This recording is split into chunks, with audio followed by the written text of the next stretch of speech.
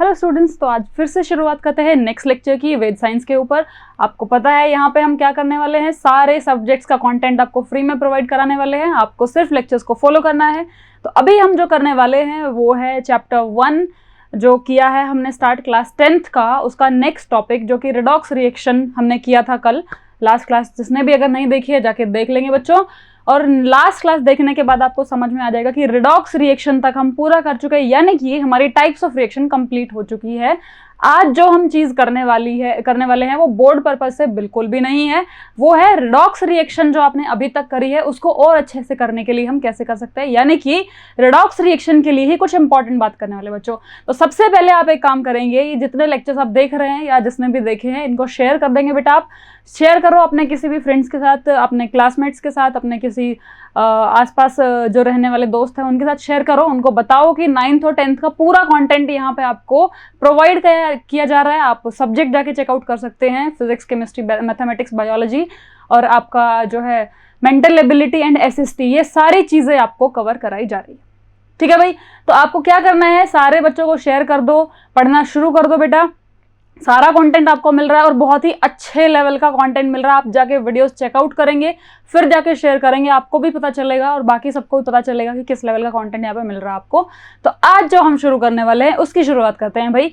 हमने last class में किया था रिडॉक्स रिएक्शन, ठीक है, और आपको बहुत अच्छे से समझ में आ चुका था कि ये रिडॉक्स रिएक्शन क्या होती है और रिडॉक्स का मतलब क्या होता है। अभी जो हम देखने वाले हैं कुछ ऐसी चीज है जो कि रिडॉक्स रिएक्शन बोर्ड्स में या एनसीईआरटी में कराते हैं उससे थोड़ा हटके है, यानी कि आज हम कराने वाले हैं रिडॉक्स रिएक्शन को एक नए तरीके से। ठीक है, तो अभी तक जो हमने पढ़ा उसको देख लेते हैं। रिडॉक्स में हमने देखा कि it is a combination of two reaction जिसमें रिडक्शन और ऑक्सीडेशन साथ में होता है। कुछ क्राइटेरिया हमने डिस्कस करते हैं, एक बार जस्ट हल्का सा फ्लैशबैक ले लेते हैं उसका कि हमने क्या बोला था। रिडक्शन जो है वो क्या होता है और ऑक्सीडेशन जो है वो क्या होता है। अगर हमें ये पता चल जाएगा तो हम ये देख लेंगे आज के जो मेथड्स हम करने वाले हैं उनसे ये दोनों प्रोसेसेस कैसे डिफाइन होते हैं। ठीक है भाई, तो हमने कहा था ऑक्सीडेशन जो होता है वो होता है एडिशन ऑफ ऑक्सीजन। यही बोला था भाई बच्चों, यही बोला था। कमेंट करके बताते रहा करो आप सारी चीजें, ठीक है। और यहाँ पे क्या बोला था, removal of oxygen, removal of oxygen. ठीक है भाई, ऐसे ही रिडक्शन क्या था, एडिशन ऑफ हाइड्रोजन। और हमने क्या बात करी थी बेटा, ऑक्सीडेशन क्या था, removal of hydrogen, removal of hydrogen.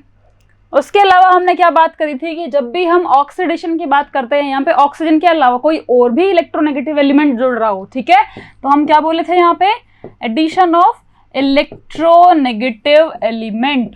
क्या था भाई, एडिशन ऑफ इलेक्ट्रोनेगेटिव एलिमेंट था बच्चों। तो यहाँ पे रिडक्शन में क्या होगा, रिमूवल ऑफ इलेक्ट्रोनेगेटिव एलिमेंट। ये जो लेक्चर है आज का ये बहुत ज्यादा काम आने वाला आपका NSCJS में, जो 9th के बच्चे देते हैं। NTSC में भी काम आता है बट उतना नहीं आता। बट अगर आपको पूरा कॉन्सेप्ट क्लियर करना है, यानी कि NSCJS के लेवल तक पढ़ना है या कोई ओलंपियाड लेवल के तक पढ़ना है, NTSC के अलावा कोई और ओलंपियाड देना है, तो बहुत काम के आने वाली चीजें हैं। ध्यान से देखते रहेंगे इनको। हम जो अभी कर रहे हैं वो रिवीजन है पिछली क्लास का। तो यहाँ पे था रिमूवल ऑफ इलेक्ट्रोनेगेटिव एलिमेंट। ठीक है भाई, उसके अलावा क्या था, यहाँ पे रिमूवल ऑफ इलेक्ट्रॉन की बात करी थी बेटा हमने। रिमूवल ऑफ इलेक्ट्रॉन जो है उसको ऑक्सीडेशन कहते हैं। तो यहाँ पे क्या था, एडिशन ऑफ इलेक्ट्रॉन अगर हो रहा था तो उसको हम रिडक्शन कहते हैं। ये हमने ऑक्सीडेशन और रिडक्शन को पहचानने के कुछ पॉइंट्स लिखे थे लास्ट क्लास में। आज जो हमें चीज करनी है वो ये चीज है कि अगर हम ये सारे क्राइटेरिया को ध्यान में ना रखें, सिर्फ एक चीज को ध्यान में रखें जिससे सही आंसर आ जाए। बेटा ध्यान से सुनना, ये कुछ भी याद नहीं करना पड़ेगा अगर आज वाला तरीका सीख लिया तो, ठीक है। ये कुछ भी ध्यान नहीं रखना पड़ेगा। तो देखते हैं कैसे बता सकते हैं किसी भी ऑक्सीडेशन या रिडक्शन को बिना ये पॉइंट्स देखे, ऑक्सीजन, हाइड्रोजन, फलाना ढिमकाना, ये सब देखे बिना भी कैसे हम बता सकते हैं कि ये रिएक्शन जो है रिडॉक्स रिएक्शन है या नहीं है। ठीक है भाई, तो शुरुआत करते हैं अब उस चीज की या उस टॉपिक की जिसका हम इतनी देर से जिक्र कर रहे हैं, जो हम आज करने वाले हैं। उसका नाम है ऑक्सीडेशन नंबर कैलकुलेशन। तो ऑक्सीडेशन नंबर देखते हैं आज हम क्या होता है, और फिर उसके बाद इसकी कैलकुलेशन देखेंगे, और फिर ये देखेंगे कि अगर हमें ये ऑक्सीडेशन नंबर निकालना आ गया तो ये रिडॉक्स में कैसे हमारी हेल्प करने वाला है। ठीक है भाई, ये सब देखने वाले हम। आप जो है इस सेशन को प्लीज शेयर कर देना, इस क्लास को शेयर कर देना। जो भी आपके दोस्त हैं जो 10th क्लास में है, स्ट्रगल कर रहे हैं 10th क्लास में ये इक्वेशंस को समझने में या रिएक्शंस को समझने में, या उनको ये रिडॉक्स समझ नहीं आ रहा है, या ऐसी कोई चीज़ है जो उनको समझ में नहीं आ रही है। ठीक है, तो आज हम रिडॉक्स के लिए चीज़ करने वाले ऑक्सीडेशन नंबर क्या होता है। ठीक है भाई, तो ऑक्सीडेशन नंबर क्या होता है, स्टार्टिंग से स्टार्ट करते हैं। सबसे पहली चीज़ जो है ऑक्सीडेशन नंबर के बारे में जो हमें बताती है वो ये है कि मान लो अगर कोई आयनिक कंपाउंड आपके पास है। मैंने फर्स्ट क्लास में आपको टाइप्स ऑफ बॉन्ड कराए हैं, जहाँ पे आयनिक बॉन्ड क्या होता है, कोवेलेंट बॉन्ड क्या होता है। अगर किसी ने वो वीडियो नहीं देखा तो फर्स्ट लेक्चर जाके देख लो। ठीक है, तो अगर कोई आयनिक कंपाउंड होता है, आयनिक कंपाउंड अगर कोई है तो उसके केस में क्या होता है बेटा, आयनिक कंपाउंड में दोनों आयंस के ऊपर जो चार्ज होता है, लेट्स से एक एग्जाम्पल हम लेते हैं किसी भी आयनिक कंपाउंड का, NaCl लिया हमने। NaCl is an example of ionic compound. तो इसमें आयंस कौन कौन से प्रेजेंट है बेटा जी, क्योंकि आपको पता है आयनिक कंपाउंड में आयंस होते हैं, आयंस के बीच में ही इंटरेक्शन होता है। याद होगा ना आपको, आयनिक कंपाउंड क्या होते हैं, ऐसे कंपाउंड जिनमें दो डिफरेंट टाइप के आयन यानी कि केटायन और एनायन एक दूसरे को इलेक्ट्रोस्टैटिक फोर्स ऑफ अट्रैक्शन से अट्रैक्ट करते हैं। किससे बेटा जी, इलेक्ट्रोस्टैटिक फोर्स ऑफ अट्रैक्शन से। ध्यान रहेगा ना आपको। तो यहाँ पे हमने देखा कि NaCl में क्या है, Na पॉजिटिव है और Cl नेगेटिव है, दो आयन प्रेजेंट है। ठीक है, हमने देख लिया। अब यहाँ पे किसी भी आयनिक कंपाउंड में जो आयन्स पे चार्ज होता है वही उसका ऑक्सीडेशन नंबर होता है। किस केस में बात कर रही हूं मैं, आयनिक कंपाउंड्स में। आयनिक कंपाउंड्स में आयन के ऊपर जो चार्ज होता है उसको हम कहेंगे, उसको क्या बोलेंगे बेटा, उसका ऑक्सीडेशन नंबर। तो यहाँ पे सोडियम का ऑक्सीडेशन नंबर क्या है बेटा जी, +1, और क्लोरीन का ऑक्सीडेशन नंबर क्या है बेटा जी, -1। ठीक है, ये क्लियर रहेगा, आपको समझ में आ गया। ऐसे और भी आयनिक कंपाउंड देख लेते हैं, जैसे CaCl2। तो इसमें क्या है, Ca2 पॉजिटिव, Cl नेगेटिव। तो यहाँ पे Ca की ऑक्सीडेशन नंबर क्या है बेटा जी, +2, और Cl की क्या है, -1। आप ये बोलेंगे इसमें तो हमें पता ही है, ये तो चार्ज ही होता है, इसमें नई बात क्या है। तो नई बात है, ध्यान से सुनना। हमेशा तो सारे कंपाउंड ऐसे नहीं होते ना, कुछ आयनिक नहीं होते, उनका कैसे पता करेंगे। कुछ आयनिक होते हुए भी उनके ऊपर जो चार्ज होता है वो पूरे मॉलिक्यूल के ऊपर होता है, एक अकेले एटम पे नहीं होता। जैसे कि अगर मैं आपको बोलूं Na2SO4, अब इसमें बताओ Na2SO4 है, ये जो कंपाउंड है इसमें जो आयंस हैं, जो एटम्स प्रेजेंट है, उन सबका ऑक्सीडेशन, जो याद रखना ऑक्सीडेशन नंबर कभी पूरे आयन का नहीं होता, हर एक पर्टिकुलर एटम का एक ऑक्सीडेशन नंबर होता है। हर पर्टिकुलर एटम का एक ऑक्सीडेशन नंबर होता है, याद रखना। तो यहाँ पे जब हम निकालने जाएंगे तो हमसे पूछा जाएगा Na का भी, S का भी एंड O का भी, इन तीनों का बताओ क्या है, इन तीनों का बताओ ऑक्सीडेशन नंबर क्या है। उस केस में क्या करेंगे आप, आपको पता है Na के ऊपर चार्ज कितना है इसमें, क्योंकि ये मॉलिक्यूल इस तरीके से लिखा जाता है, Na positive and SO4 2 negative, ऐसे लिखते हैं हम, Na positive and SO4 2 negative. तो Na पे तो आपको पता चल गया जी +1 है, Na का आपको पता चल गया +1 है। अब जो पता करना है कि सल्फर का कितना है, बट हमारे पास जो चार्ज है वो किस पे है, सल्फेट पे है। ध्यान रखना, चार्ज किस पे है, सल्फेट पे है, सल्फर पे नहीं है, सल्फर पे नहीं है। तो जो पहला केस मैंने बताया है कि आयनिक कंपाउंड में जो चार्ज होता है वही उसका ऑक्सीडेशन नंबर होता है, वो सिर्फ एक पर्टिकुलर एटम के लिए है। यहाँ पे ये जो -2 चार्ज है ये ना सल्फर का है ना ऑक्सीजन का है। कैसे पता आपको, ये तो पूरे सल्फेट पे लिखा हुआ है ना, किसका है ये, उसके लिए आगे अगला पॉइंट देखेंगे हम। ठीक है, पहला पॉइंट कर लिया, अगर कोई आयनिक कंपाउंड है उसमें पर्टिकुलर एटम के ऊपर जो चार्ज होता है वही उसका ऑक्सीडेशन नंबर था। पहला पॉइंट ये देखा आपने। अब जो सेकंड पॉइंट देखेंगे उसको ध्यान से सुनना, जो हमें ये बताएगा कि ये जो सल्फेट है भाई, ये जो सल्फेट है इसमें सल्फर का ऑक्सीडेशन नंबर क्या है एंड ऑक्सीजन का ऑक्सीडेशन नंबर क्या है। ऐसे निकाल सकते हैं हम, सल्फर का क्या है, ऑक्सीजन का क्या है, ये निकालने हो अगर हमें, तो देखते हैं सेकंड तरीका। तो पहला तरीका, आयनिक कंपाउंड में किसी भी पर्टिकुलर आयन पे जो चार्ज होता है वही उसका ऑक्सीडेशन नंबर होता है। बट अब देखते हैं सेकंड चीज, in case of covalent compound, क्योंकि आपको पता है जो हम कर रहे थे सल्फेट आयन के बारे में, SO4 ये सल्फेट आयन में क्या है बेटा, क्या ये सल्फेट, अगर ये सल्फेट को लेते, सल्फेट एक मॉलिक्यूल है, एक मॉलिक्यूल है, एक से ज्यादा एटम प्रेजेंट है इसमें बेटा, एक से ज्यादा एटम प्रेजेंट है सल्फेट में, एक से ज्यादा एटम अगर प्रेजेंट है तो ये एक मॉलिक्यूल है, और इस मॉलिक्यूल में एक से ज्यादा एटम जुड़े किस तरीके से है, क्या ये आयनिक बॉन्ड से जुड़े हैं, नहीं जुड़े, क्या है इसमें, कोवेलेंट बॉन्ड है। तो यहाँ पे आयनिक बॉन्ड नहीं है, जो दो आयनिक बॉन्ड थे उनके बीच का हम बता सकते हैं, बट यहाँ पे क्या है, सल्फेट में सल्फर और ऑक्सीजन के बीच में कोवेलेंट बॉन्ड है। आपको जरूरत तो नहीं है इसकी, बट फिर भी मैं एक बार बना के दिखा देती हूँ। इसका स्ट्रक्चर जो है कुछ इस तरीके से दिखता है, यहाँ पे इस तरीके से दिखता है, इस तरीके से स्ट्रक्चर है, बट आपको स्ट्रक्चर तो याद रहेगा नहीं, तो कैसे करेंगे, ठीक है। तो अब सल्फर पे क्या चार्ज आएगा, ऑक्सीजन पे क्या चार्ज आएगा, वो कैसे बताएं। देखो इन शॉर्ट ना हमें ये देखना है कि किसी एटम पे कितना चार्ज है। अब आयनिक कंपाउंड में वो साफ साफ लिखा दिख जाता है, कोवेलेंट में दिखता नहीं है ना। ऑक्सीडेशन नंबर जो है वो हमें क्या बता रहा है कि किसी भी पर्टिकुलर एटम में या मॉलिक्यूल में या आयन में किसी भी पर्टिकुलर एक एटम जो है उस पर कितना चार्ज है। आयनिक है तो साफ दिख रहा है, कोवेलेंट है तो नहीं दिख रहा। तो उस पर क्या करेंगे, जो चार्ज आना चाहिए उस पर, जो चार्ज उस मॉलिक्यूल में होना चाहिए था बट कोवेलेंट की वजह से नहीं हुआ, उसकी बात कर रहे हैं, ठीक है। तो आपको समझ में आया कि सल्फेट का हम क्यों नहीं बता सक रहे थे, क्योंकि सल्फेट में कोवेलेंट बॉन्ड, और हमने बात की थी जब आयनिक बॉन्ड होगा सिर्फ उसको, ठीक है। तो अगर कोवेलेंट बॉन्ड है in case of covalent compound, तो देखेंगे क्या है, ठीक है।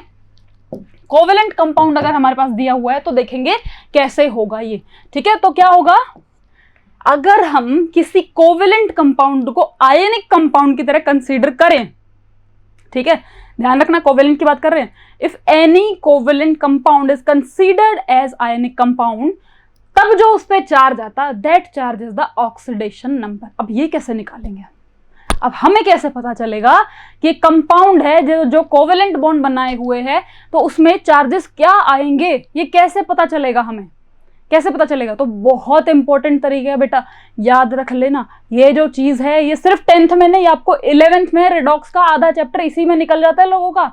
लोग यही देखते रह जाते हैं कि इसमें क्या ऑक्सीडेशन नंबर आएगा, क्योंकि रिडॉक्स करने से पहले सबसे जरूरी होता है ऑक्सीडेशन नंबर कैलकुलेशन, क्योंकि हर एटम को या हर प्रोसेस को आप वो जो एनसीईआरटी के छोटे छोटे थे ना, ऑक्सीजन एडिशन, हाइड्रोजन एडिशन, फलाना ढिमकाना, इनसे सॉल्व नहीं होते। तो स्टैंडर्ड तरीका देखना पड़ेगा हमें रिडॉक्स को पहचानने का, एक स्टैंडर्ड तरीका जो हमेशा काम करे। तो यहाँ पे क्या है, in case of covalent compound, ठीक है, तो हम यहाँ क्या बोलेंगे, अगर उस कोवेलेंट कंपाउंड को हम आयनिक कंपाउंड की तरह कंसीडर करते तो उस पर जो फॉर्मल चार्ज आता that formal charge is its oxidation number, ठीक है, कंसीडर करना पड़ेगा। तो लेट्स कंसीडर, हमने कोवेलेंट कंपाउंड का कंसीडर किया HCl कंसीडर किया हमने, ठीक है।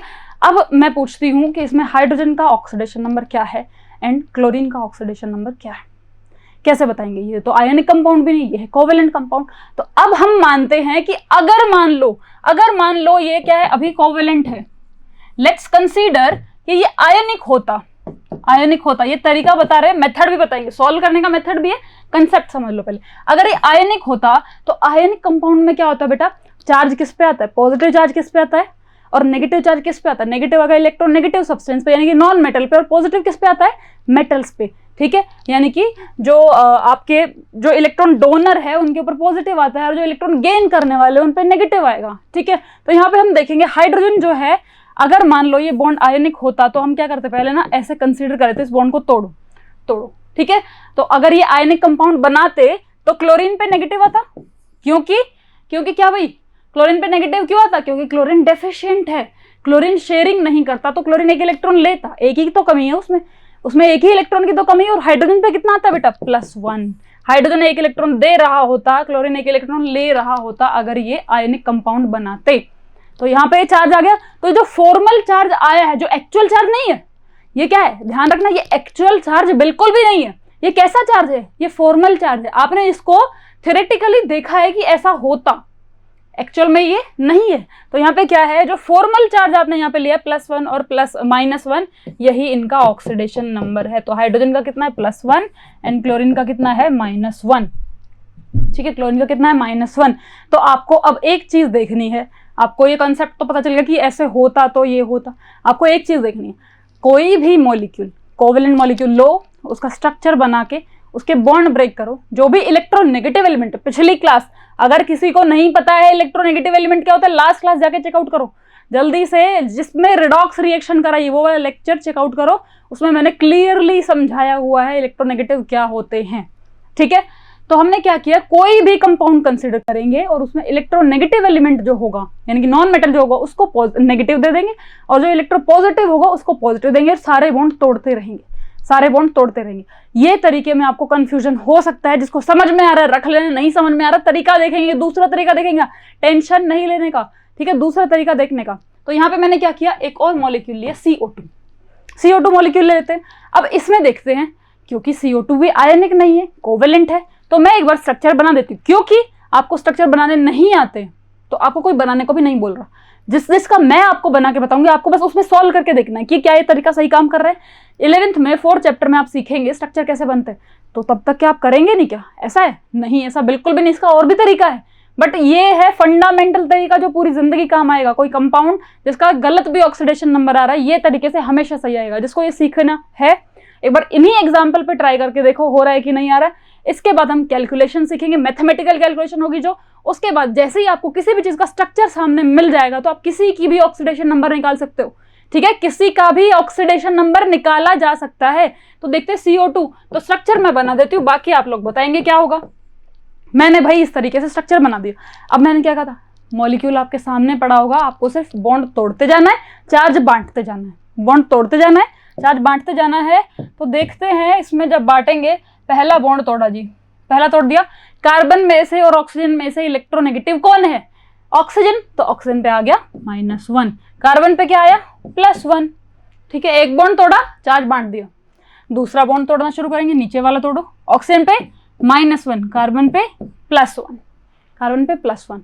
तीसरा बॉन्ड तोड़ो भाई, टिंग टिंग टिंग, यहाँ -1, यहाँ +1। ठीक है भाई, चौथा बॉन्ड तोड़ेंगे, -1 एंड +1। कार्बन पे कितना चार्ज हो गया टोटल, देखोगे ना इनको, +4। एक ऑक्सीजन पे कितना हो गया -2, इस पे भी कितना हो गया -2। ये हो गया इनका फॉर्मल चार्ज। क्या है भाई ये? Formal charge. तो यहाँ पे कहेंगे in case of CO2 oxidation number of carbon is +4 and oxygen is -2। Clear है? समझ में आया कि नहीं आया? बताएंगे, कमेंट करके बता दो समझ में आया कि नहीं आया। और भी एग्जाम्पल लेके देख सकते हैं हम, और भी एग्जाम्पल लेके देख सकते हैं। जल्दी से एक बार देख लेते हैं ये समझ में आया कि नहीं, जल्दी बता दो मुझे ताकि मैं आगे चल सकूं। ठीक है, तो देखते हैं नेक्स्ट जो है और मॉलिक्यूल हम कंसिडर करते हैं जिनमें ऐसे ही हमें देखना होगा। तो हम NH3 की बात करते हैं। एक हमारे पास मॉलिक्यूल है अमोनिया, जिसको हम बोलते हैं, ठीक है, अमोनिया बोलते हैं भाई इसको, NH3 को। और इसके बारे में आप मुझे बताएंगे कि नाइट्रोजन पे क्या चार्ज है और हाइड्रोजन पे क्या चार्ज है। ये लो NH3 आ गया। स्ट्रक्चर मैं बताऊंगी आपको, तो मैंने आपको स्ट्रक्चर बता दिया बेटा। ये लो बेटा जी इसका structure, this is the structure of ammonia. ठीक है, अमोनिया का स्ट्रक्चर है। ऐसे ही मैं और भी मॉलिक्यूल लिख देती हूँ, वाटर। आप कमेंट करके मुझे आंसर बता देंगे, ठीक है, और डाउट होगा तो वो भी कमेंट करके बताएंगे। तो हमने देखा अमोनिया, और ऐसे ही हमने देखा H2O का स्ट्रक्चर भी मैं आपको ही बता देती हूँ, मैं ही बताऊंगी और कौन बताएगा, हम ही तो बताएंगे आपको। तो बता दिए हैं हमने दोनों।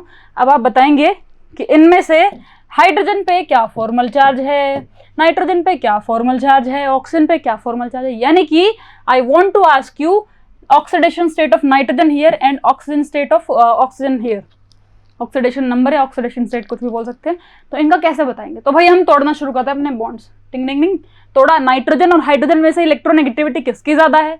मैंने आपको ना, अगर किसी को याद नहीं है या किसी ने देखा नहीं है, मैंने आपको एक बात बोली थी कि जब भी इलेक्ट्रोनेगेटिविटी का नाम आए 4 नाम याद रखना। मेजर जो दुष्ट हैं वो 4 ही हैं, बाकी सबकी कम हो जाती है। तो क्या था? Fluorine, then oxygen, then chlorine, then nitrogen. ये 4 दुष्ट है जो किसी भी बॉन्ड से इलेक्ट्रॉन डेंसिटी खींचना चाहते हैं, और इसी टेंडेंसी को तो इलेक्ट्रोनेगेटिविटी कहते हैं।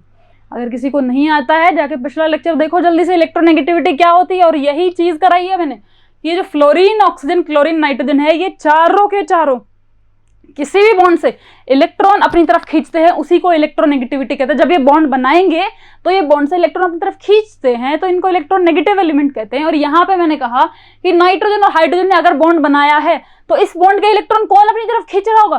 कौन खींच रहा होगा? नाइट्रोजन, क्योंकि ये दुष्ट है, क्योंकि ये इलेक्ट्रोनेगेटिव है, क्योंकि ये इलेक्ट्रोनेगेटिव है और इलेक्ट्रोनेगेटिव एलिमेंट तो इलेक्ट्रॉन डेंसिटी अपनी तरफ खींचेगा। तो आप बताइए मैं इसमें चार्ज किसको दूं? माइनस चार्ज किसको मिलेगा? जो इसके पास इलेक्ट्रॉन डेंसिटी जा रही होगी, इन शॉर्ट यानी कि नाइट्रोजन खींचने की कोशिश कर रहा होगा, तो -1। यहाँ पे क्या आ गया? +1। अगेन ये बॉन्ड को ब्रेक किया, -1 +1, इसको तोड़ा, +1 -1। तो नाइट्रोजन पे कितना आ गया? -3, और हाइड्रोजन पे कितना आ गया? +1। यानी कि हर एक हाइड्रोजन का इंडिविजुअल ऑक्सीडेशन नंबर होगा भाई। तो हर एक हाइड्रोजन का ऑक्सीडेशन नंबर कितना है? +1, और नाइट्रोजन का कितना है? -3। तो यहाँ पे नाइट्रोजन का कितना आ गया? -3, और हाइड्रोजन का आ गया +1। इस तरीके से हम सबके ऊपर उनका ऑक्सीडेशन नंबर लिख दिया करते हैं, ठीक है, लिख दिया करते हैं।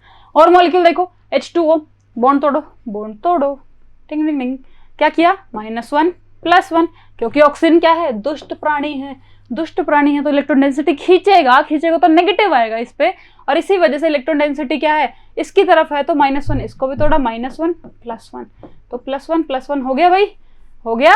ऑक्सीजन का कितना आ गया? -2, टोटल को काउंट कर लो, और हाइड्रोजन का कितना आ गया? +1। यही इनकी ऑक्सीडेशन नंबर है। तो इस तरीके से कैलकुलेट कर सकते हैं हम, इस तरीके से कैलकुलेट कर सकते हैं बेटा हम। अब जो है ये हो गया एक तरीका जिससे हम कैलकुलेट कर सकते हैं। अब ना इससे हम किसी भी बड़े से बड़े मॉलिक्यूल का भी हर एक एटम का पता कर सकते हैं। अब चलते हैं अपने उसी पे, ठीक है, जो हमने देखा था। क्या देखा था हमने देखा क्या था? जो मॉलिक्यूल हमसे हुआ नहीं था वही तो था Na2SO4, यही तो था। इसको देखो, मैं स्ट्रक्चर बना देती हूँ और आपका काम है इसमें से ऑक्सीडेशन नंबर फाइंड आउट करना। तो Na2SO4 में क्या है? Na पे है +1 और SO4 पे है -2। तो Na का तो हमें पता है, तो इसको हम हटा के रख दें इसको हटा के साइड में। Na का पता चल चुका है, सल्फेट से ही। सल्फेट का स्ट्रक्चर मैंने बताया था आपको याद भी होगा। नहीं याद है तो मैं फिर से बना देती हूँ, क्योंकि आपको याद तो करना है नहीं है अभी, है ना। ऐसे तो हम रटते ही नहीं किसी चीज को, इसको बनाने के भी तरीके होते हैं। केमिकल बॉन्डिंग में आप सीख जाएंगे केमिकल बॉन्डिंग में। तो क्या करना है? 11th का चैप्टर है ये। बॉन्ड तोड़ो भाई, बॉन्ड तोड़ो, टिंग टिंग टिंग टिंग, ये तोड़ा। इस पे क्या आ गया? -1। देखो एक माइनस इस पे ऑलरेडी रखा हुआ है, ऑक्सीजन पे एक माइनस मैंने स्ट्रक्चर में ही बनाया है, ठीक है, स्ट्रक्चर में ही एक माइनस ऑलरेडी था, इस पे एक और माइनस आ गया। तो इस पे क्या आएगा? +1। ऑक्सीजन और सल्फर, क्या ऑक्सीजन इस लिस्ट में एडेड है? जो हमने लिस्ट लिखी थी, फ्लोरीन, ऑक्सीजन, क्लोरीन, नाइट्रोजन। यानी कि अगर सल्फर इलेक्ट्रोनेगेटिव भी है तो ऑक्सीजन से तो कम ही होगा, क्योंकि सबसे ज्यादा कौन है? ये चारों लोग सबसे ज्यादा है, फ्लोरीन, ऑक्सीजन, क्लोरीन, नाइट्रोजन, यही सबसे ज्यादा है। तो यानी कि सल्फर इससे तो कम है, तो इस पे आ जाएगा। भले ये मेटल नहीं है, अब ये मत मानना, हमेशा ये चीजें कंपेरेटिव होती है भाई। इलेक्ट्रोनेगेटिविटी जो है वो कंपेरेटिव है, किसी की भी खुद की टेंडेंसी नहीं है, वो चेंज होती है सामने वाले के हिसाब से चेंज होती है वो, ठीक है। अब H2S अगर हम लेंगे, H2S अगर मैं ले रही हूँ, जैसे H2O लिया था वैसे ही H2S लेंगे हम सेम वे में। अगर यहाँ पे मैं लूँ H2S, तो यहाँ पे क्या होगा? जब इसके बॉन्ड्स को ब्रेक करेंगे हम, H2S के बॉन्ड्स को ब्रेक करेंगे, तो सल्फर पे -2 आएगा और हाइड्रोजन पे +1 आएगा। सल्फर पे नेगेटिव आ गया, क्योंकि अभी किसके साथ है? हाइड्रोजन के साथ है। हमें दोनों को सिर्फ कंपेयर करना है बेटा, ध्यान रखेंगे, कंपेयर करना है। अब यहाँ पे ऑक्सीजन और सल्फर में से ऑक्सीजन मेटल नहीं है, बट ऑक्सीजन क्या है? सॉरी, सल्फर मेटल नहीं है, बट सल्फर जो यहाँ पे है वो ऑक्सीजन से कम इलेक्ट्रोनेगेटिव है। कम इलेक्ट्रोनेगेटिव मतलब पॉजिटिव है भाई, ठीक है। कंपैरिजन करना है हमें, ऑक्सीजन सल्फर में से ऑक्सीजन को नेगेटिव मिलेगा, क्योंकि ये ज्यादा दुष्ट है, ज्यादा इलेक्ट्रोनेगेटिव है। ऐसे ही यहाँ पे आएंगे, इसको तोड़ा -1, इसको तोड़ा +1, हो गया जी, बिल्कुल हो गया। यहाँ से भी तोड़ दो, 2 बॉन्ड तोड़े, एक साथ -2, एक साथ +2 लिख देते। आपको तोड़ना तो आ गया, -2 +2, काउंट कर लो भाई। सल्फर पे कितना आ गया? +6, और ऑक्सीजन पे कितना आ गया? किसी भी ऑक्सीजन पे जाके देखेंगे -2, तो ऑक्सीजन का क्या हो गया? -2। तो क्या अब हम बता सकते हैं Na2SO4 में हर एक पर्टिकुलर एटम की ऑक्सीडेशन स्टेट क्या होगी? ये क्या होगी? सोडियम की +1, सल्फर की +6 और ऑक्सीजन की -2। क्या ये बात क्लियर है आपको? क्या ये बात बिल्कुल समझ में आ चुकी है आपको? जल्दी से बताएंगे कमेंट करके, अगर किसी को नहीं आई तो बताइए। इसको कैसे कैलकुलेट करना है, ये स्ट्रक्चर कैसे देखना है, ये आपका काम नहीं है। जो मैंने समझाया क्या वो समझ में आ गया, यही बताना है आपको क्या ये क्लियरली समझ में आ गया? अगर आपको स्ट्रक्चर दे दिया जाए तो क्या आप ब्रेक कर सकते हैं? अगर आपको डाउट होता है इलेक्ट्रोनेगेटिव कौन है, इलेक्ट्रोनेगेटिव नहीं पता कौन है, तो आप ये चारों याद रख लो, इनसे ऑलमोस्ट आंसर आ जाएंगे, ऑलमोस्ट आंसर इनसे आ जाएंगे हमारे, ठीक है? ऑलमोस्ट चीजें यही है, ठीक है? अब हम बात करते हैं मैथमेटिकल चीजों की, यानी कि अगर जिसको ये समझ में नहीं आया, तरीका देख लो मैथमेटिकल। ये तो था कंसेप्ट, मेन कंसेप्ट यही है, मेन कंसेप्ट यही है, हमें ऑक्सीडेशन नंबर मतलब उस पर चार्ज होना चाहिए। अगर आयनिक है तो डायरेक्ट चार्ज, और कोवेलेंट है तो उस पर मान लेंगे आयनिक की तरह अगर उसको ब्रेक करते तो क्या चार्ज आता। तो मतलब सारी कहानी सिर्फ चार्ज की है, ठीक है? आपको अब जो देखना है वो देख लेते हैं, यानी कि मैथमेटिकल कैलकुलेशन, जिससे ये जो नंबर हमने निकाले हैं ये बिना स्ट्रक्चर के भी आ सकते हैं। मान लो आपको स्ट्रक्चर पता ही नहीं, मान लो कि आपको पता ही नहीं है, मुझे पता है कि आपको नहीं पता, तो आपको नहीं पता है तो आप कैसे कीजिएगा इसको, ठीक है? तो अब देखते हैं कैसे हम कैलकुलेट कर सकते हैं ऑक्सीडेशन नंबर। तो यहाँ पे हमारा टॉपिक का नाम क्या है? Calculation of oxidation number. चलेंगे?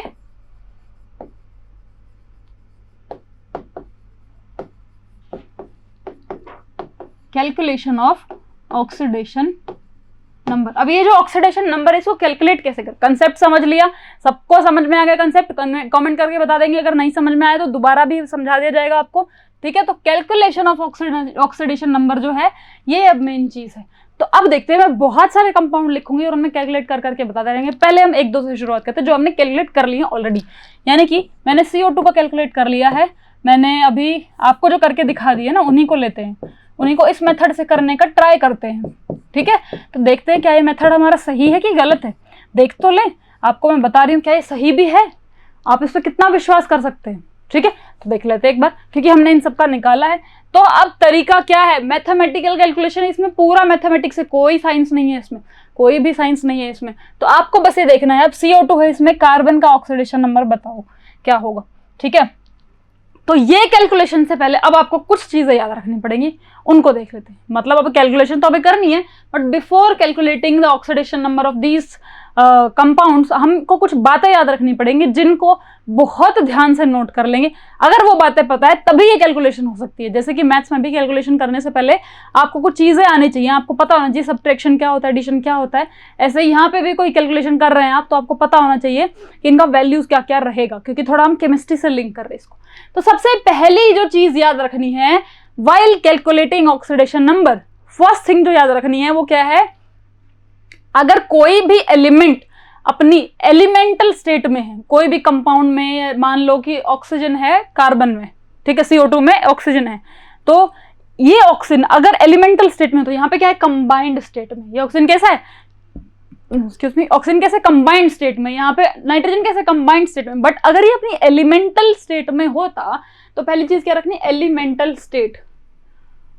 एलिमेंटल स्टेट यानी कि कोई एलिमेंट नेचर में कैसे एग्जिस्ट करता है? ऑक्सीजन कैसे एग्जिस्ट करता है? O2। नाइट्रोजन कैसे करता है? N2, ठीक है? H2, Cl2, ठीक है? P4। कार्बन सिर्फ कार्बन की तरह ही एग्जिस्ट करता है, कार्बन। मेटल कोई भी है, मेटल ऐसे आयरन है, एलिमेंटल स्टेट, ये कंबाइनिंग एलिमेंटल स्टेट, किसी से भी कंबाइन नहीं हुआ हो जब वहां पे वो, ठीक है? जिंक, ऐसे कॉपर, ऐसे जो एलिमेंट लिखे रहते हैं। तो कोई भी अपनी एलिमेंटल स्टेट में अगर है, ध्यान रखना पहला पॉइंट क्या है? अगर कोई भी कंपाउंड अपनी एलिमेंटल स्टेट में है तो उसकी ऑक्सीडेशन नंबर 0, ठीक है? तो हमारे क्या है? एलिमेंटल स्टेट में कोई भी एलिमेंट है तो इसका क्या है? Oxidation number 0। अब एक बात बताओ भाई, ऑक्सीडेशन नंबर 0 आपको मैंने कंसेप्ट पहले ही करा दिया है, ठीक है? आपको मैंने कंसेप्ट पहले ही करा दिया है, इसका मतलब आपको पता है कि ये जो कैलकुलेट हम कर रहे हैं, ये जो वैल्यूज हम रट रहे हैं, इनका पीछे सिग्निफिकेंस क्या है। अब देखो, मैंने कहा था अगर कोई आयनिक कंपाउंड है तो उसका चार्ज, उसका ऑक्सीडेशन नंबर, अगर कोई कोवेलेंट है तो हम कंसीडर करेंगे कि वो आयनिक होता, यानी कि बॉन्ड बना लिया होता, तब कैसे करेंगे। बट एक बात बताओ, ये सारे एलिमेंटल स्टेट में ये किसी से कंबाइन ही नहीं करे, किसी से कंबाइन ही नहीं किया, तो क्या होगा? क्या इनके ऊपर कोई चार्ज आएगा? क्या अभी इन पे चार्ज दिख रहा है? नहीं, आयनिक तो नहीं है। कोवेलेंट है क्या? कोवेलेंट है, बट चार्ज आएगा क्या? देखते हैं एक बार। ये ऑक्सीजन लिया मैंने, ऑक्सीजन का स्ट्रक्चर ये होता है O2 का, नाइट्रोजन का स्ट्रक्चर ये होता है N2 का, ठीक है? हाइड्रोजन का स्ट्रक्चर ये होता है H2 का। ये मैंने स्ट्रक्चर बना दी। स्ट्रक्चर आपने देख तो ले हमारा तरीका सही है कि नहीं। तो मैंने देखा स्ट्रक्चर बना के देखते क्या आएगा। मैडम ने तो बता दिया कि एलिमेंटल स्टेट में 0 है, हम वेरीफाई करके देख ले क्या? आज एक बार वेरीफाई कर लेते हैं। तो क्या किया हमने, O2 लिखा भाई, O2 लिखा, तोड़ो, यहाँ से भी तोड़ो। ऑक्सीजन, ऑक्सीजन किसको चार्ज दोगे? दे पाओगे क्या? एक को पॉजिटिव दे दिया, एक को नेगेटिव, ऐसे कर पाओगे क्या? कर पाओगे क्या? नहीं कर पाओगे, ऐसा कर ही नहीं सकते, क्योंकि अगर कोई आयनिक कंपाउंड है तो उस पर चार्ज है, और अगर कोई कोवेलेंट है तो हमें मानना है कि वो आयनिक होता, ब्रेक करते तो कैसे चार्ज आता, और ब्रेक करते टाइम हमें देखना होता है कौन ज्यादा इलेक्ट्रोनेगेटिव है उसको नेगेटिव, और कोई कम इलेक्ट्रोनेगेटिव उसको पॉजिटिव देते। बट यहाँ पे तो जीरो, तो यहाँ पे कोई चार्ज आएगा? नो। यहाँ पे कोई आएगा? नो। तो इसलिए ऑक्सीजन का ऑक्सीडेशन नंबर क्या है? जीरो। यानी कि अगर कोई भी कंपाउंड, कोई भी एलिमेंट या तो अपने साथ एटॉमिक फॉर्म में हो या तो हो एटॉमिक फॉर्म में, जैसे कि आयरन है, जिंक है, कॉपर है, कार्बन, ये अकेला एटम है, एटॉमिक फॉर्म में, यानी कि किसी से कंबाइन नहीं करा। तो आपको पता ही, जब कंबाइन ही नहीं किया तो चार्ज कहां से आएगा? जब कोई कंबाइन ही नहीं किया, उसको किसी से लेना देना ही नहीं, तो काहे का फॉर्मल चार्ज और काहे का एक्चुअल चार्ज? कोई चार्ज ही नहीं उस पर, तो क्या होगा यहाँ पे? Zero zero zero. किसी से कंबाइन ही नहीं किया, चार्ज कहां से लाएंगे हम? इलेक्ट्रॉन का ट्रांसफर ही नहीं होना, शेयरिंग हुई, कुछ हुआ ही नहीं है, जीरो। बट अगर यहाँ पे हमने देखा एलिमेंटल फॉर्म में, ये था एटॉमिक फॉर्म, एटम्स की तरह एग्जिस्ट कर रहे हैं, कोई भी एटॉमिक फॉर्म में हो तो जीरो होगी ही होगी। अगर कोई एलिमेंटल फॉर्म में अपने कंपाउंड की फॉर्म में रहता है, यानी कि O2, N2, H2, Cl2, P4, S8 भी ऐसे एग्जिस्ट करता है। अब ये मॉलिक्यूल, तो ये एटॉम नहीं है, ये क्या है? मॉलिक्यूल है। इन्होंने बॉन्ड भी बना लिए, बट इनका जो बॉन्ड है वो अपने जैसे के साथ ही है, सेम नेचर का बॉन्ड। तो बॉन्ड ब्रेक करो, किसको चार्ज दोगे? किसी को नहीं, किसी को नहीं दे सकते हम। कैसे डिफाइन करेंगे? दोनों सेम है जब, कैसे डिफाइन करेंगे किसको पॉजिटिव मिलेगा किसको नेगेटिव? आ रहा है समझ में? तो क्या हुआ यहाँ पे? जीरो। ये बॉन्ड तोड़ो, एक बॉन्ड तोड़ा, दो तोड़ा, तीन तोड़ा, कुछ हुआ क्या? किसी को चार्ज दे सकते हो क्या? किसी को नहीं दे सकते ना, नहीं दे सकते ना, तो क्या आएगा? Zero zero. इसको तोड़ो, जीरो जीरो। तो क्या पहला पॉइंट समझ में आ गया? कैलकुलेशन करने के लिए जो जरूरी है वो पहला पॉइंट क्या है कि अगर कोई अपनी एलिमेंटल फॉर्म में होगा तो उसका ऑक्सीडेशन नंबर हम नहीं बता सकते, क्योंकि वो जीरो होता है, वो होता ही नहीं है, एग्जिस्ट ही नहीं करता। पहला पॉइंट, ठीक है, एग्जिस्ट ही नहीं करता एलिमेंटल स्टेट में अगर कोई है तो। सेकंड चीज देख लेते हैं। सेकंड चीज क्या है इसमें? सेकंड पॉइंट जो है, सेकंड पॉइंट क्या है? वो ये कहता है कि अगर कोई इलेक्ट्रोनेगेटिव एलिमेंट है, इलेक्ट्रोनेगेटिव एलिमेंट है, उस पर -1 आएगा। हमें भी पता है, इसमें क्या याद रखना है? बस थोड़ा याद रख लेना भाई, क्या हो गया, थोड़ा नाम बता देते हैं इलेक्ट्रोनेगेटिव एलिमेंट। जैसे कि मान लो हमने कहा कि जो क्लोरीन है या जो फ्लोरीन है, ठीक है, यानी कि जो हेलोजेंस हैं, हेलोजेंस जो है उन पे चार्ज हमेशा क्या आएगा? Negative. Fluorine, chlorine, bromine, iodine, ऐसा हम बोल देते हैं। बट अगेन मैंने क्या कहा? कंपैरेटिव है ये, कोई भी कुछ भी फिक्स नहीं है भाई, इसका फिक्स नहीं कर सकते हम। अब क्या करना पड़ेगा? हम कह तो सकते हैं कि इनके पास एक इलेक्ट्रॉन कम है, बट इस पे ये हमेशा -1 रहेगा, ऐसा पॉसिबल नहीं है। तो हम क्या कहेंगे? हमें कहेंगे जनरली जो है, जो क्लोरीन है वो -1 पाएगा, ऑक्सीजन जो है -2 पाएगा, जितने इनकी डेफिशिएंसी उतना पाएगा। बट अगेन मैं कह रही हूँ क्योंकि ये मैथमेटिक्स है, मैथमेटिक्स है, ये सिर्फ फॉर्मूला है। एक्चुअल चीज तो वही है स्ट्रक्चर से। एक्चुअल चीज क्या है? स्ट्रक्चर से ही आएगी। जिसको स्ट्रक्चर समझ में आ गया वो सब कुछ कर लेगा। देख लेते हैं कैसे। मैंने कहा जनरली क्लोरीन को -1 मिलता है, ऑक्सीजन को -2 मिलता है, और जो फ्लोरीन है उसको हमेशा -1 मिलेगा, ये फिक्स है। फ्लोरीन को हमेशा -1 मिलेगा। बहुत मोस्ट इलेक्ट्रॉन देखा ना, दुष्टों की लिस्ट में सबसे पहला दुष्ट है फ्लोरीन, ऑक्सीजन, क्लोरीन, नाइट्रोजन, ठीक है। तो क्या है? कुछ इस तरीके से अगर मान लो ये है और मैंने कहा कि फ्लोरीन को हमेशा -1 मिलेगा, समझ गए। बट ऑक्सीजन को मैंने कहा जनरली -2 मिलेगा, हमेशा नहीं, जनरली मिलेगा, हमेशा नहीं। क्यों भाई, ऐसा क्यों है? ऑक्सीजन को 2 इलेक्ट्रॉन की कमी, वो जब भी बॉन्ड बनाएगा उन्हीं की पूरी करने के लिए तो बनाएगा, ठीक है। तो पर देखते हैं, अगर मान लो मैंने कहा इलेक्ट्रोनेगेटिविटी जो है वो रिलेटिव टर्म है, रिलेटिव टर्म है बेटा, किसी की जागीर नहीं है, वो फिक्स नहीं है उसके लिए। फ्लोरीन का फिक्स है, बाकी किसी का नहीं। मान लो ऑक्सीजन जो है वो अपना माइनस हुए फिर रहा था, नेगेटिव फिर रहा था। मैं तो इलेक्ट्रोनेगेटिव हूँ, ऑक्सीजन बहुत तगड़ा इलेक्ट्रोनेगेटिव था, और उसको यहाँ पे पता चला कि यहाँ पे जो है उसको बॉन्ड बनाना है, वो बनाना फ्लोरीन के साथ। क्या होगा ऑक्सीजन का? फ्लोरीन के साथ बॉन्ड। मानो सोचो क्या हो रहा होगा, क्या बीत रही होगी उस पे, जिसको इलेक्ट्रॉन चाहिए, जो इलेक्ट्रॉन चाहता पैदा हुआ उस दिन से वो इलेक्ट्रॉन चाहता, 2 इलेक्ट्रॉन चाहिए, बट उसका बॉन्ड बन गया फ्लोरीन के साथ। हाय हाय, क्या होगा उसके साथ बच्चों? देख तो लो इसका हाल एक बार देखो क्या हो गया। OF2 बॉन्ड तोड़ो, बॉन्ड तोड़ो, अपना कंसेप्ट लगाओ, ऑक्सीजन और फ्लोरीन, किसको नेगेटिव दोगे भाई? फ्लोरीन को। ऑक्सीजन फ्लोरीन किसको दोगे? फ्लोरीन को। यहाँ पे कितना आ गया? +2। ऑक्सीजन जो हमेशा नेगेटिव होता था OF2 में आके क्या हो गया उसके साथ भी? बताओ, बहुत बुरा हुआ। +2 क्या हो गया भाई? बहुत बुरा हो गया। ऑक्सीजन भी +2। मतलब अगर ऑक्सीजन बॉन्ड बनाता है अपने से पीछे वालों के साथ तो उस पे आएगा -1, और उसको अपने आगे यानी कि फ्लोरीन के साथ जब बना दिया तो ऑक्सीजन पे क्या आ गया? तो ऑक्सीजन पे आ गया +2। तो क्या कोई आपसे बोले ऑक्सीजन पे हमेशा -2 चार्ज रहेगा क्या? नहीं। क्या ऑक्सीजन की ऑक्सीडेशन स्टेट हमेशा -2 रहेगी? नहीं। वो डिपेंड करता है। अगर उसने फ्लोरीन के साथ बॉन्ड बना लिया तो वो पगला चुका है। अब जो 2 इलेक्ट्रॉन ले रहा था किसी से, पूरी जिंदगी छीन रहा था, अब उसको देने पड़ गए, उसको इलेक्ट्रॉन डोनेट करने पड़ गए। ठीक है। और यहाँ पे क्या है? यहाँ पे क्या है? अगर मान लो OF2 के अलावा, OF2 में तो क्या है -2, उसके अलावा भी कुछ करना पड़ेगा। जैसे कि एक और कंपाउंड देखते हैं यहाँ पे हम, एक और कंपाउंड देखते हैं हम कुछ इस तरीके से हमारा कंपाउंड है यहाँ पे। ठीक है। इसको जब हम ब्रेक करेंगे, तोड़ो, आओ तोड़ो, +1 -1, आओ तोड़ो, +1 -1। अब तोड़ो, क्या करें? कुछ भी नहीं। क्या कर सकते हैं हम इसमें? कुछ कर सकते हैं क्या? बताओ जल्दी से, कुछ कर सकते हैं क्या? इधर भी ऑक्सीजन है, उधर भी ऑक्सीजन है, क्या कोई चार्ज दे सकते हैं हम किसी को? नहीं दे सकते। तो इसलिए बच्चों याद रखना कि एक ऐसी भी सिचुएशन है जब ऑक्सीजन सिर्फ -1, एक ही इलेक्ट्रॉन लेके रह जाता, ओनली -1 है यहाँ पे। यानी कि ऑक्सीजन क्या हमेशा -2 रहेगा? नहीं। ऑक्सीजन -2 भी रहेगा, ऑक्सीजन -1 भी रहेगा, ऑक्सीजन +2 भी रहेगा। ऑक्सीजन ये तीनों में रह सकता है। ऑक्सीजन ये तीनों स्टेट में एग्जिस्ट कर सकता है। इस बात को ध्यान रखेंगे हमेशा। ऑक्सीजन तीनों स्टेट में एग्जिस्ट कर सकता है। ठीक है। तो हम जनरली क्या बोलेंगे कि पहला रूल तो बिल्कुल सही है, पहला रूल बिल्कुल सही है कि भाई जो एलिमेंटल स्टेट में होता है उसको हमेशा 0 बोलेंगे। उसके अलावा कोई कहे कि ऑक्सीजन का -2 रट लो, कतई मत रट लेना। कोई कहे क्लोरीन को रट लो, बिल्कुल नहीं रटूंगा मैं भाई। ठीक है। क्लोरीन को भी नहीं रटेंगे। तो ऐसे ही क्या है, अब हम सबका देखेंगे कंपाउंड के हिसाब से। ठीक है। बट आपको थोड़ा बहुत तो मान के चलना ही पड़ेगा, कि क्लोरीन जो है -1 रहेगा, ऑक्सीजन -2 रहेगा, एक्सेप्ट दीज 2 केसेस।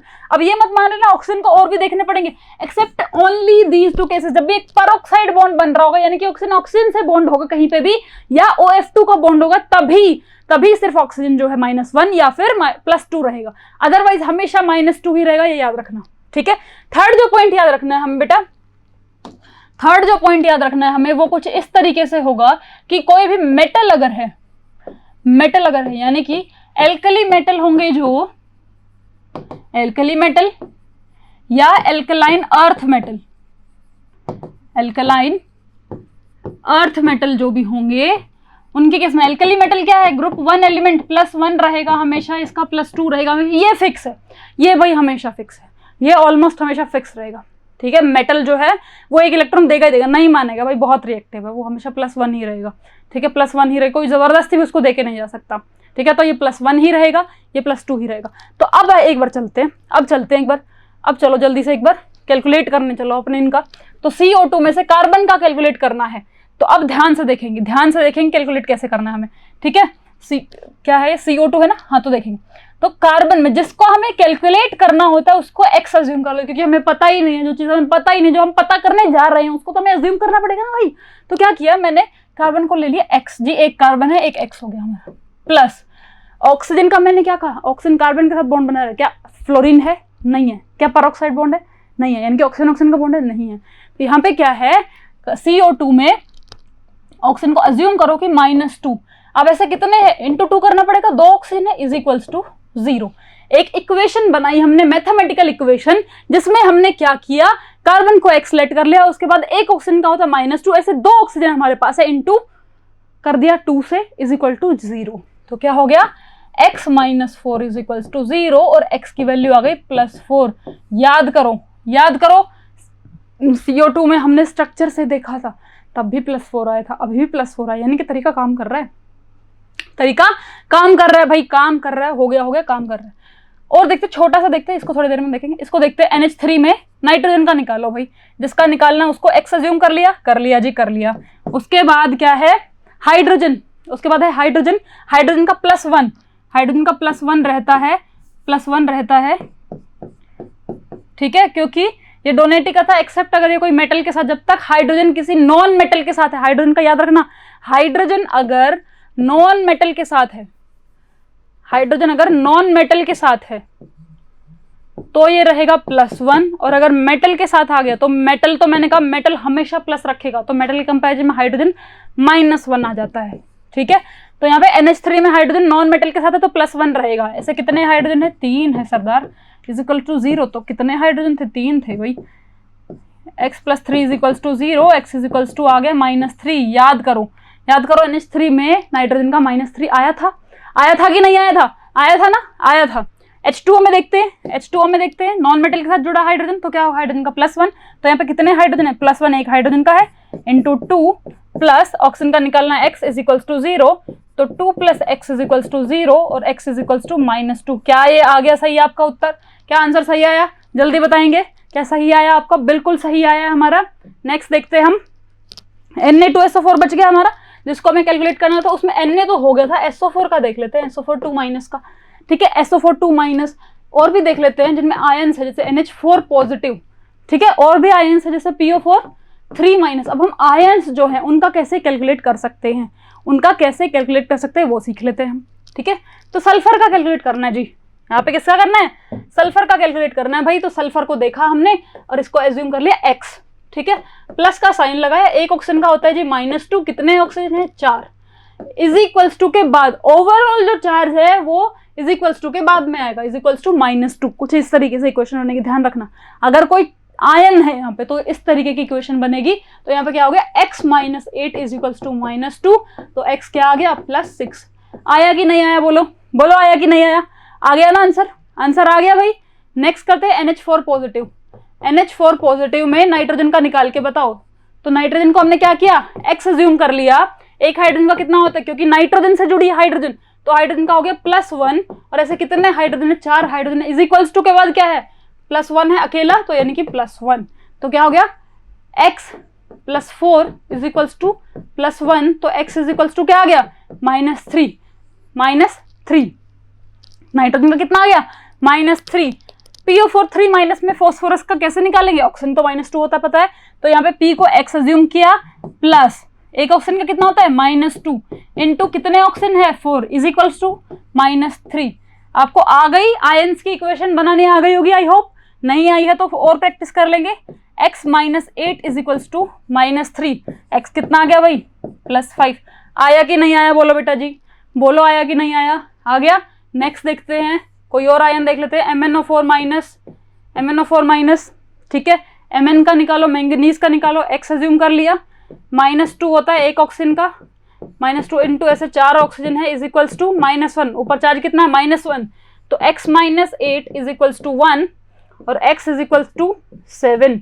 तो यहाँ पे इसका क्या है? +7 आ गया आंसर, +7 आ गया आंसर। तो क्लियर है आपको ऑक्सीडेशन नंबर कैलकुलेट करना? क्लियर है। नेक्स्ट क्लास में मिलेंगे हम, इसी की और प्रैक्टिस करेंगे और रिडॉक्स के साथ इसका क्या कनेक्शन है वो भी देखेंगे। तब तक आप प्रैक्टिस करते रहेंगे। असाइनमेंट आपको मिल जाएगा टेलीग्राम चैनल पे @वेद साइंसेस पे। ठीक है, उसको जाके चेकआउट कर लेंगे, वहीं पे आपको असाइनमेंट मिलने वाला है। जब तक ये असाइनमेंट नहीं करेंगे आपको समझ में नहीं आएगा, जाके चेकआउट कर लो टेलीग्राम चैनल।